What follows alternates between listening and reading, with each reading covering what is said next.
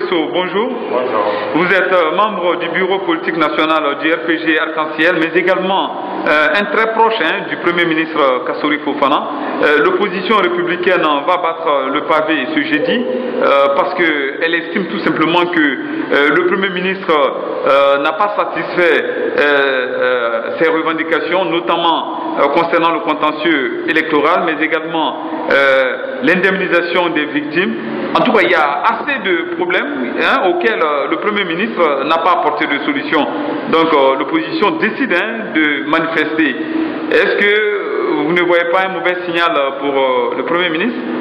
Non, le problème n'est pas là.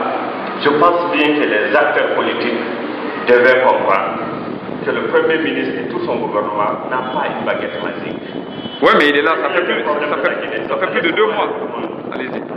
Régler les problèmes de la Guinée demande du temps, demande de la pédagogie, demande de l'approche. Le Premier ministre, dès qu'il est arrivé aux affaires, il a pris connaissance du fameux contentieux électoral qui était sur la table. Il s'est donné la peine de faire le tour de l'ensemble des quartiers généraux des formations politiques.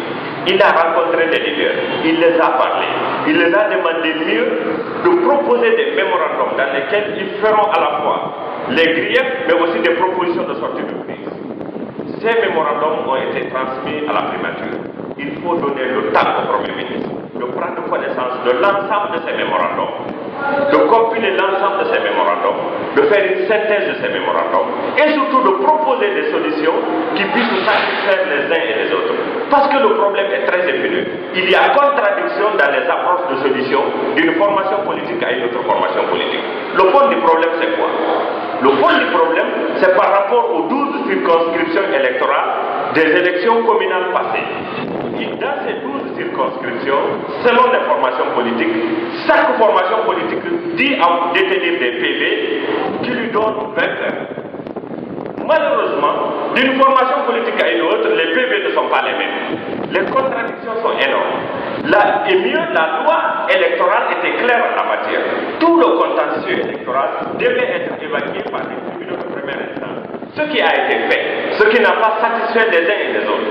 Si le Premier ministre, sous instruction du président de la République, a voulu trouver une mesure qui satisfasse l'ensemble des acteurs, à mon avis, il faut lui accorder le temps nécessaire pour pouvoir exécuter ces mesures-là. On ne peut pas lui demander de trouver la solution de tous les problèmes guinéens d'une façon instantanée avec une baguette magique. Il n'en a pas une baguette magique. Il est d'une bonne volonté, mais il n'a pas une baguette magique. Alors la dernière question, c'est par rapport à l'interdiction des manifestations. L'opposition se dit inquiète, même si le ministre de la décentralisation tente sur les médias étrangers de dire qu'il n'a jamais interdit des manifestations en Guinée. Est-ce que vous estimez que le gouvernement est dans cet élan justement d'interdire des manifestations dans le pays? Le gouvernement que je connais a pour souci majeur aujourd'hui la restauration de l'autorité de l'État afin de garantir l'ensemble des citoyens guinéens, non seulement leurs droits fondamentaux, leurs libertés fondamentales, mais aussi la sécurité individuelle et collective. Cela demande à la fois que les gens acceptent de faire certains efforts, à la fois au niveau individuel, mais aussi au niveau collectif. Sinon, l'État guinéen n'a aucun intérêt à gagner à interdire les mouvements et les manifestations.